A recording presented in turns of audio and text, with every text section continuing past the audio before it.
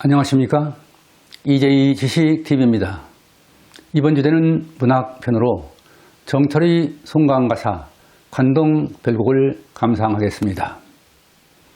관동별곡은 16세기 말 선조 13년 1580년에 작자가 45세 때의 작품으로 가사문학의 대표작이라고 할 수 있습니다. 여기서 가사문학이란 사음보의 가사체로 이루어진 문학으로 산문에 가깝습니다.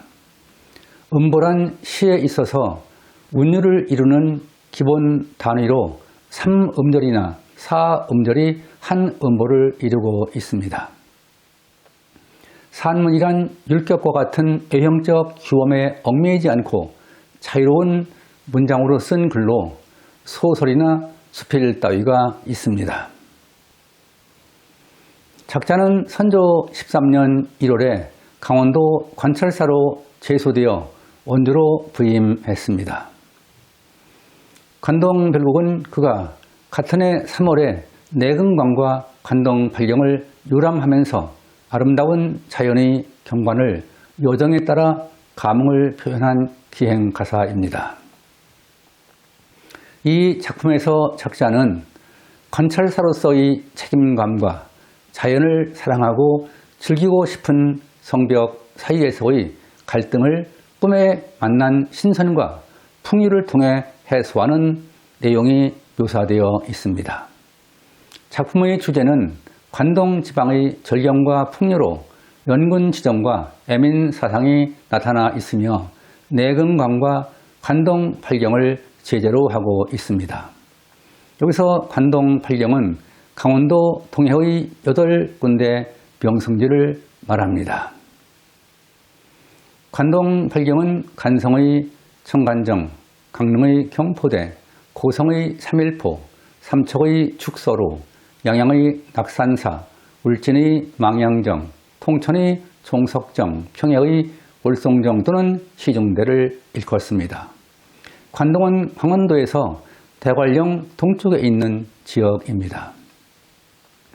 그리고 강원도는 태백산맥을 경계로 서쪽은 영서지방, 동쪽은 영동지방으로 구분하고 있습니다. 이 작품은 애국심이 묻어나는 지사적이며 자연의 경치를 나타낸 서경적이고 정서를 담고 있는 서정적인 기행가사입니다. 또한 이 작품은 생략을 통해 내용을 속도감 있게 전개하고 있으며 대구를 통해 생동감 있는 정경을 표현하고 있습니다. 여기에 일정한 음절수의 배열을 통해 운율을 형성하고 있으며 우리말의 아름다움을 구사하여 대상을 묘사한 뛰어난 가사문학의 대표적인 작품이기도 합니다. 그리고 이 작품은 양반가사, 정격가사, 그리고 기행가사이며 가사체, 운문체, 화려체의 문체로 유교의 충의사상과 도교의 신선사상이 배경을 이루고 있습니다.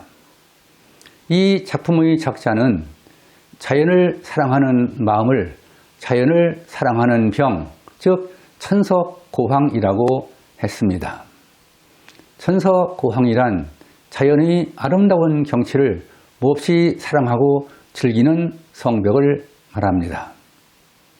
구은모의 작가 김만종은 우리나라의 참된 글은 삼위인곡, 성미인곡, 관동별곡의 세 편뿐이라고 극찬하기도 했습니다.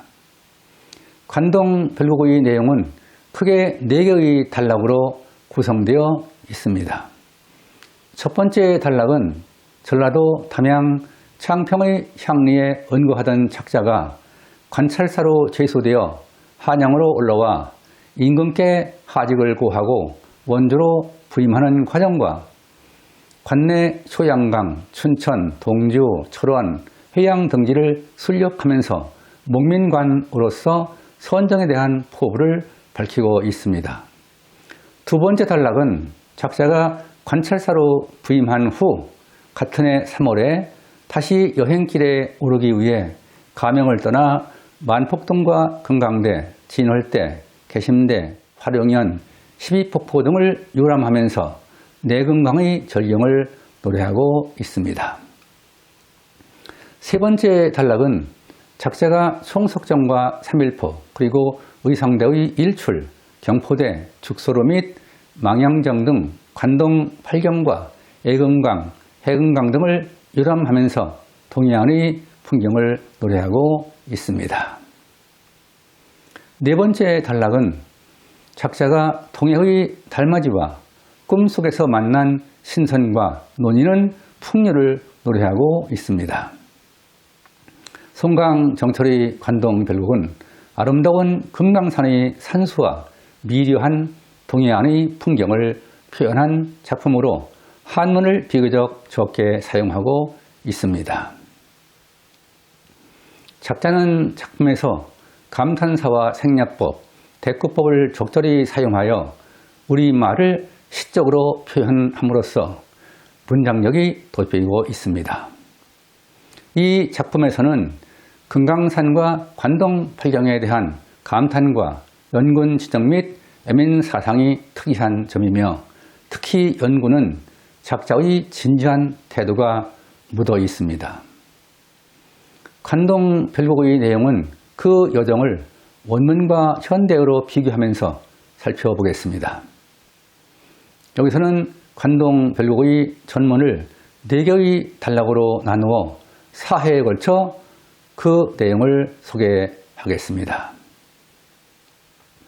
이번 순서는 첫 번째 내용으로 작자가 관찰사로 제소되어 임금께 하직을 구하고 원주로 부임하기까지와 관내 순력의 과정을 감상하겠습니다. 관동별곡, 송강정철. 첫 번째, 관찰사 부임과 관내 순력. 강원도 원주의 부임, 전라도 담양 창평에서 한양, 평구역, 흑수, 첨강, 티악까지의 여정입니다. 강우에 병이 깊어 등림의 누웠더니 자연을 사랑하는 병이 깊어 대나무 숲에서 지내고 있었는데 등림은 작자가 은거하던 향리로 전라도 담양 창평을 의미합니다. 관동 800리의 방면을 맡기시니 임금께서 800리 강원도 지방 관찰사의 소임을 맡겨주시니 방면이란 방면지임의 준말로 관찰사의 소임을 말합니다. 어와 시어머니야 가디록 망극하다. 아, 임금님의 은혜야말로 갈수록 끝이 없구나. 연춤은 들이 달아 경해남문 바라보며 경복궁 서쪽문으로 달려들어가 경해로 남쪽문을 바라보며 하직고 물러나니 옥절이 알패 섰다. 임금께 하직 인사하고 물러나니 임금님이 내리신 관찰사의 신표가 행차의 앞에 서 있다. 옥절이란 임금이 관직의 신표로 주던 옥으로 된 패로 관찰사의 증서라 할 수 있습니다. 평구역 말을 갈아 흑수로 돌아더니 평구역에서 말을 갈아타고 흑수로 돌아더니 평구역은 경기도 양주이며 흑수는 여주입니다. 첨강은 어디매요 티악이 여기로다. 섬강은 어디인가 치악산이 여기로다. 첨강과 티악은 부임지인 원주를 가리킵니다. 관내 순력과 선정에 대한 포부. 효양강 동주 해양으로의 순력입니다. 효양강 나린물이 어디로 든단 말고 소양강에서 흘러내리는 물이 어디로 흘러간단 말인가. 춘천에 있는 효양강은 임금이 계신 한양의 한강으로 흘러감을 비유하여 임금에 대한 그리움을 표현한 연군 지정을 의미합니다. 고신 거국의 백발도 하도 할샤 임금님 곁을 떠난 애로운 신하가 나라 걱정으로 흰머리가 많기도 많구나. 나라에 대한 걱정을 표현한 우국 지정을 의미합니다. 동주밤 개오 새와 북한정이 올라하니 동주의 밤을 겨우 세우고 북한정에 올라가니 동주는 강원도 철원이며 북한정은 정자를 말합니다. 삼각산 대일봉이 함하면 베리로다. 한양의 삼각산 제일봉이 웬만하면 보일 것 같구나. 임금에 대한 걱정과 그리움으로 연군 지정을 의미합니다. 궁왕 대궐터희 오작이 기지개니 옛날 태봉국 궁예왕의 대궐터였던 곳에서 까마귀와 까치가 지적이니 천고 흥망을 안 한다 뭘 안 한다. 천고의 흥망을 알고 오짓는 것인가 모르고 오짓는 것인가. 해양 내 이름이 마초와 같을시고 강원도의 해양이라는 내 이름이 중국 한나라의 해양이라는 이름과 마침 똑같구나. 급당유 풍채를 고티하니 볼게이고 중국 한나라 무제 때 해양의 태수로 선정을 베풀었던 급장요의 풍채를 다시 볼 것이 아닌가. 선정에 대한 포부를 나타내고 있습니다.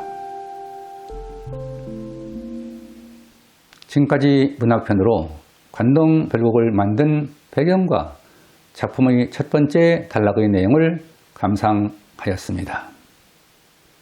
첫 번째 순서에서는 작자가 관찰사로 제소되어 원주로 부임할 때까지와 관내 순력의 과정을 보여주고 있습니다.